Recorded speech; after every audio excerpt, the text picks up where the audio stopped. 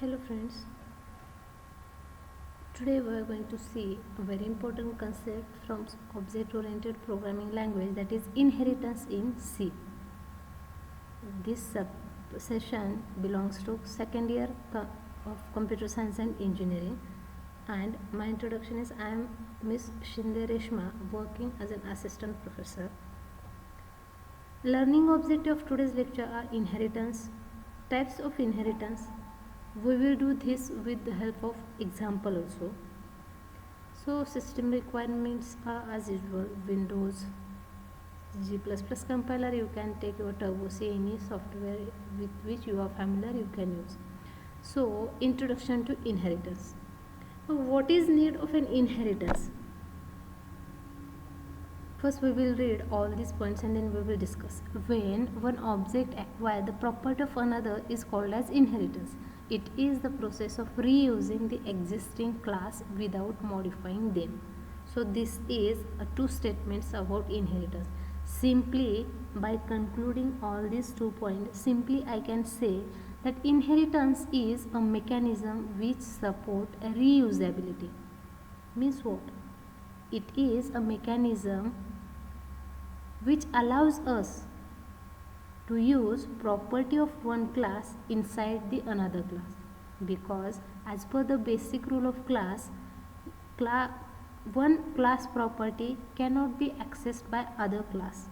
But if you want to do this, you want to bind one relation between two classes, you can take help of inheritance, so that next class or new class can use and properties of an existing class. How? Just look at this. We will see this with program. So what is inheritance? We are going to see this. So for example, this is my class A, this is my class B. What is mistake? I have written C as a capital. So this is my class B. So for example, if I have given A and B are the properties of class A, here I have taken C and D are the property of class B. Again, all this comes under, for example, public.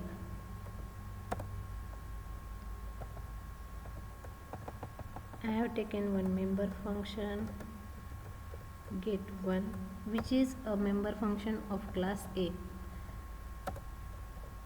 I have taken another member function, that is get2, as a member function of class B. Now what is this?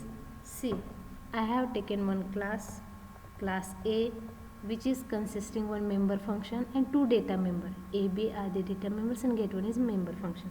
Again, in class B we can see that class B is again consisting two data members A and D and one member function get2.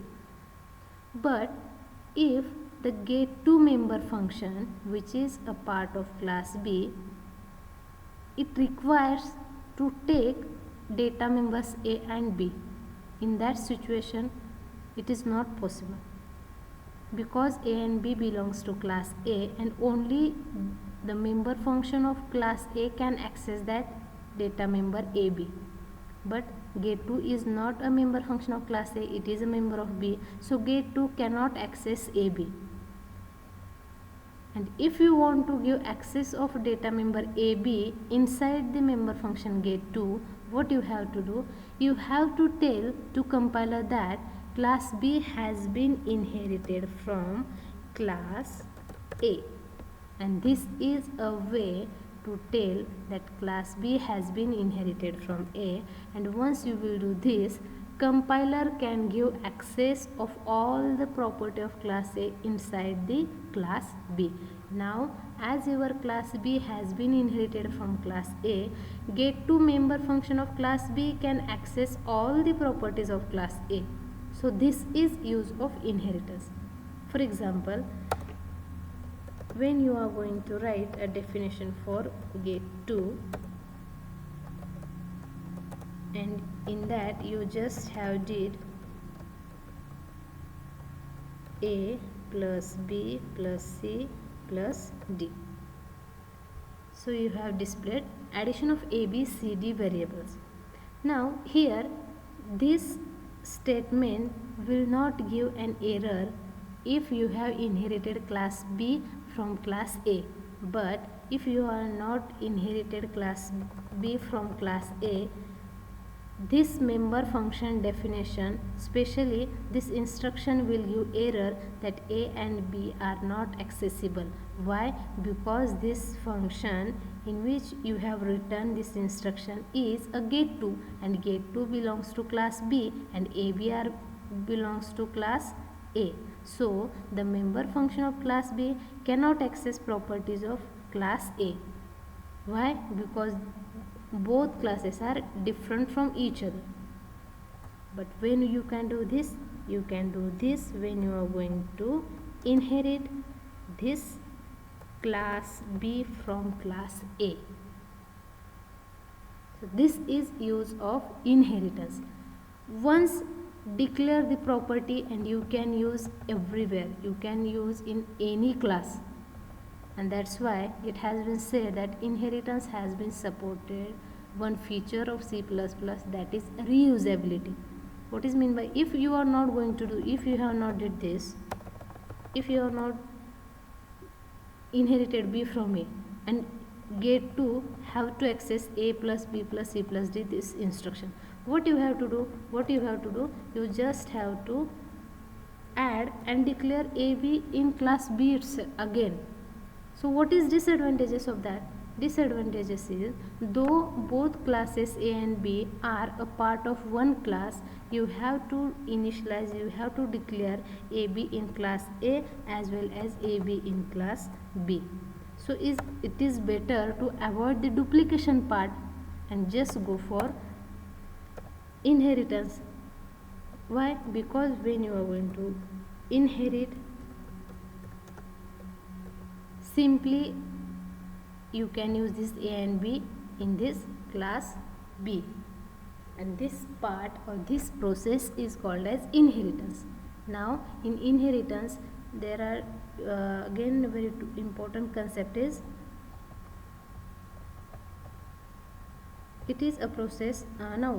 Before going to see types of inheritance, I just want to clear one part, that the old class is called as base class and the new class is called as derived class. Here old class is class A, which property has been inherited by B. So old class is A and new class is B. So class A is called as base class and class B is called as an derived class. So this is the concept of inheritance. Now we will see what are the types of inheritance. So types of inheritance are single level inheritance, multiple level inheritance, third one is hierarchical inheritance, fourth is multi-level inheritance, next is hybrid inheritance. So these are the 5 types of inheritance. So this is base class and derived class. The base class has its own properties and functionalities. It is also called as parent class. It has the common quality that all objects can inherit. So this is base class points. The derived class is the child class, like class B. Derived class inherit the properties and functionalities of the base class. What is single inheritance? So this is structure of single inheritance. In single level inheritance, only one base class and only one derived class is needed. Means, as like our program, class A is a base class, class B is a derived class.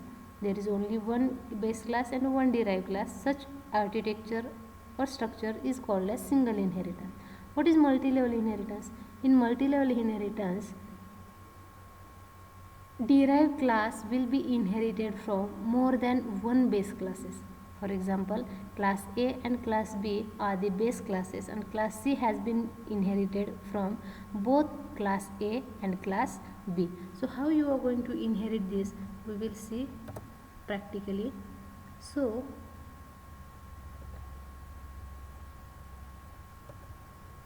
For example, you have written class A like this, you have written class B like this, and now you have to achieve multiple inheritance. So according to multiple inheritance, one class inherited by, so this is multiple inheritance where class A is separate, which is a base class. Class B is again not inherited from any class, it is a separate class, and class C is inherited from class A and class B. So this architecture is considered as an multiple inheritance. Now, what is hierarchical inheritance? In hierarchical inheritance, there will be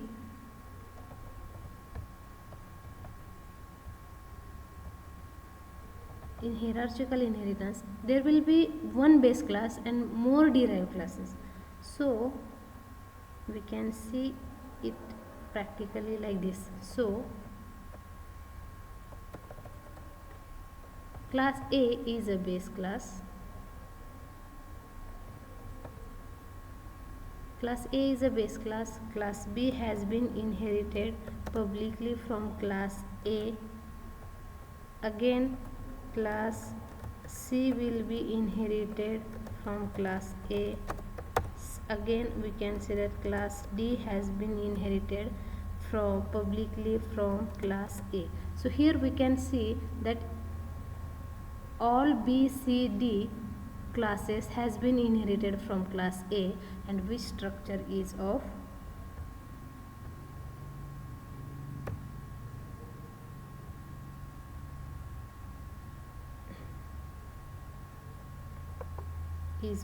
hierarchical inheritance.